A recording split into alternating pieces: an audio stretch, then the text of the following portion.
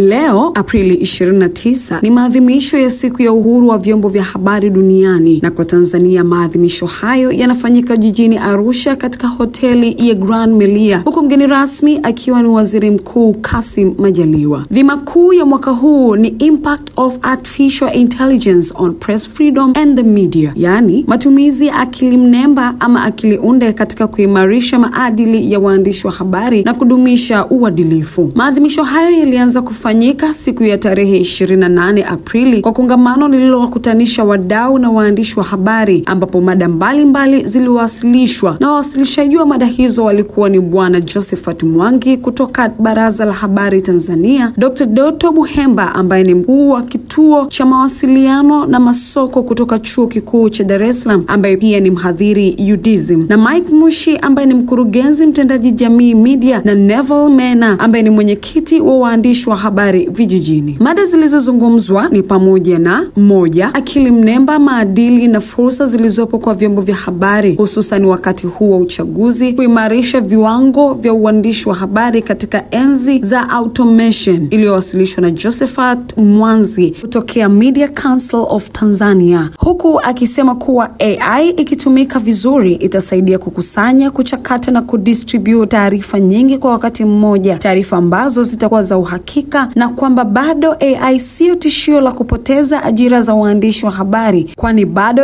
AI inamhitaji mwandishi ili iweze kutoa taarifa sahihi. Mada ya pili katika kongamano hilo ni uandishi wa habari wa ngazi ya msingi unakutana na akili mnemba, ubunifu wa kimaadili na ushirikiano wa kitaaluma kwa jamii zinazohitaji habari sahihi, mada iliyoongozwa na Dr. Doto Paul, huku akisema kuwa AI inabadili namna uandishi wa habari unavyofanyika na kutengenezwa na inarahisisha utendaji kazi. Mada ya tatu ilikuwa ni uandishi wa habari wa vijijini na namna gani teknolojia inaweza kutumika kurahisisha kazi yao, ambapo mtoa mada alisema ni kwa kuwapa ujuzi wa namna ya kutumia editorial tools, kuifahamu lugha ya Kiingereza, kutoa mafunzo ya namna ya kuoperate AI na taarifa za watu wa kijijini kuweza kufikiwa na watu wa AI ili waweze kuwa na taarifa za kweli kuhusu watu wa vijijini. Maadhimisho haya yanalenga kubadilishana mawazo na kufanya majadiliano kuhusiana na fursa na changamoto katika sekta ya habari. Hivyo basi, waandishi wa habari na vyombo vya habari vinapaswa kuchukulia akili mnemba ama ijulikanavyo kama artificial intelligence